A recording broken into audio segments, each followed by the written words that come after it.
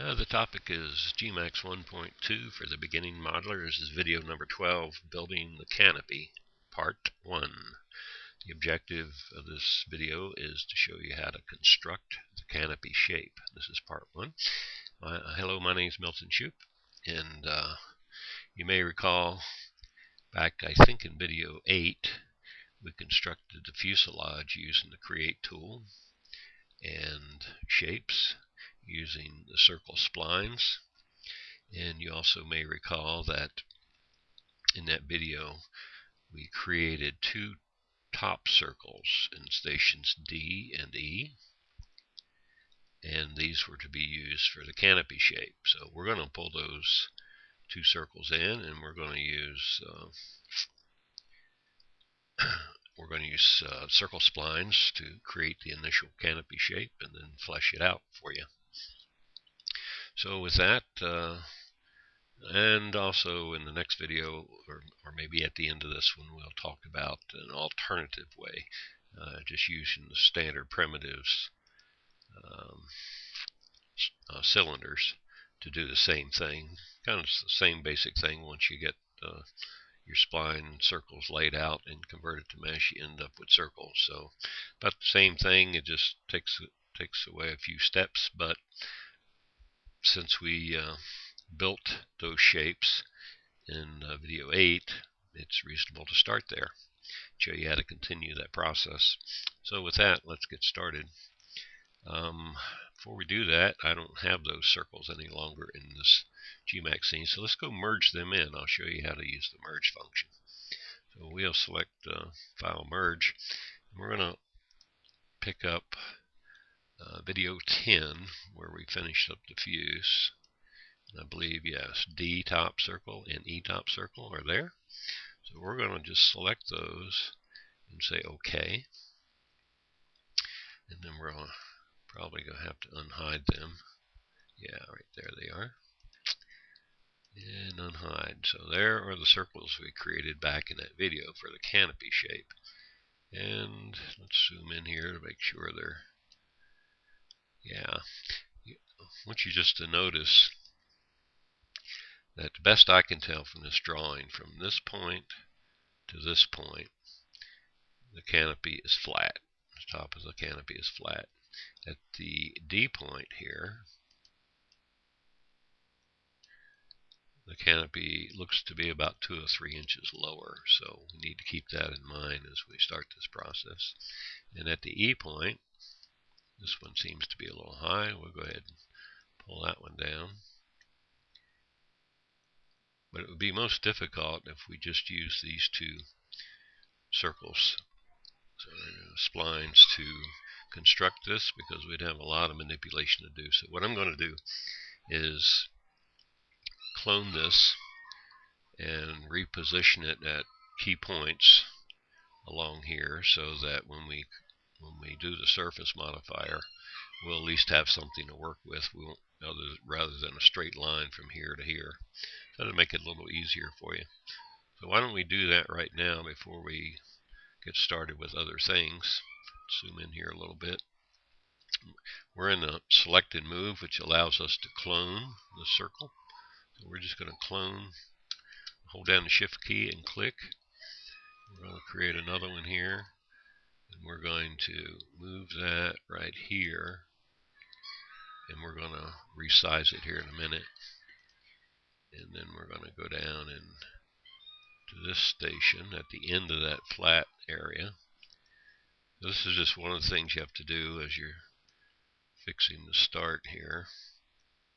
And we'll add one about right here, because it's starting to curve off. And then we're going to have to add a few as this nice soft curve starts falling off, just to help with the visuals. Now, this may be a little heavy for some, but it's actually is going to be just fine. And of course you can change this as you move on as necessary. That's a pretty straight section there, so we're going to go with that. Then we're going to use this one to, since it's already a little smaller, we're going to surround this. This is actually a hole in the top that allows the exhaust pipes to exit. So we're going to create one on either side of that. Actually, we're going to create one right in the middle of it, because you can see where this curve slopes off down to here, and then a flatter section. So that ends that section. This area here is actually, in real life, a little higher than this section, and we'll show that when we finish this up. So okay, we have all the things we need here to start the process. And what are we going to do? We're going to resize these now with the scale tool. And we don't have a lot to go, so we're going to right click and pull this in so you can see it, and use the small incremental way to size this up by hitting the up arrow.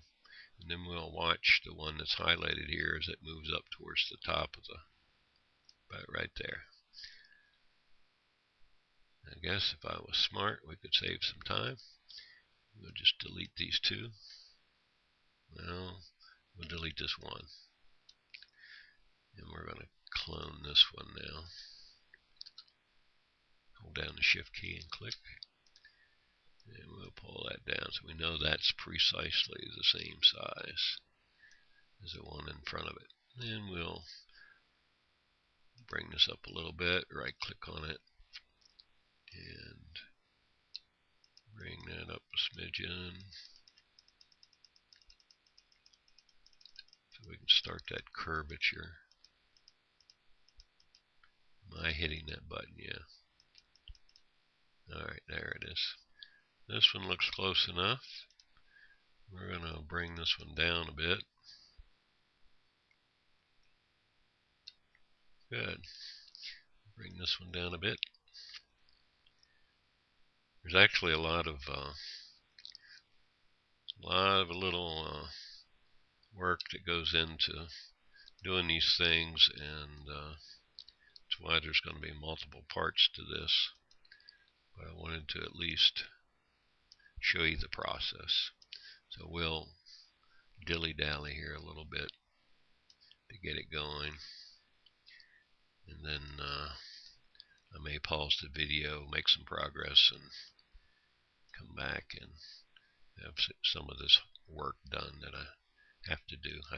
I'm more interested in showing you the process than you watching me do all this stuff that you're going to have to do and burning up video time.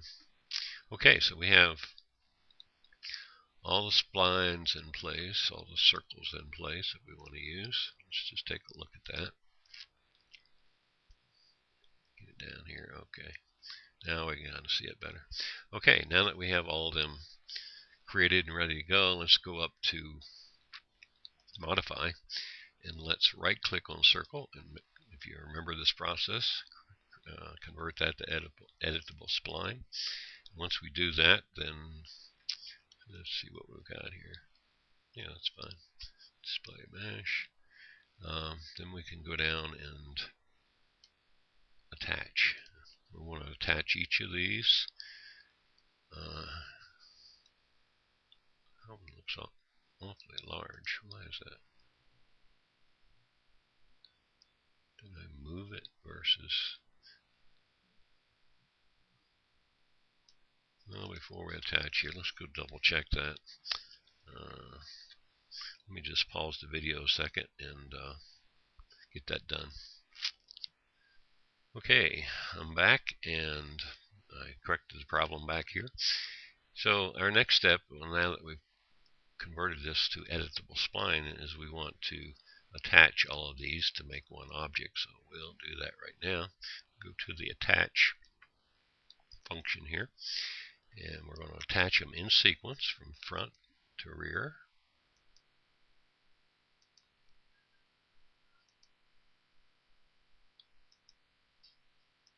And if we do it this way, this process should work. If you do it any other way, you'll have a mess on your hands.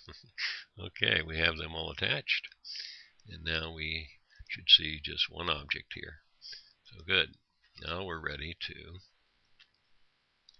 go up to the rollout and add in a cross-section modifier. You see that the cross-sections have now connected all the parts to this, and then we're in linear mode. That's good. And we want to add a surface modifier. Now the reason that went away, or sometimes you get a tangled mess here, is because this threshold needs to be changed to 0. And there you go. What a lot of polys coming up. Okay, so now that we have that in place, we can actually come down to patch topology, and we could decrease that, make it simpler, of course, but what happens is we lose our circular feel for all of that, so we can't just totally give it up, but we'll show you how to take it from here. We're up to 5. That's probably okay for now, and that's one of the, I guess, disadvantages of using this technique over the cylinder technique, is you have to deal with all of these additional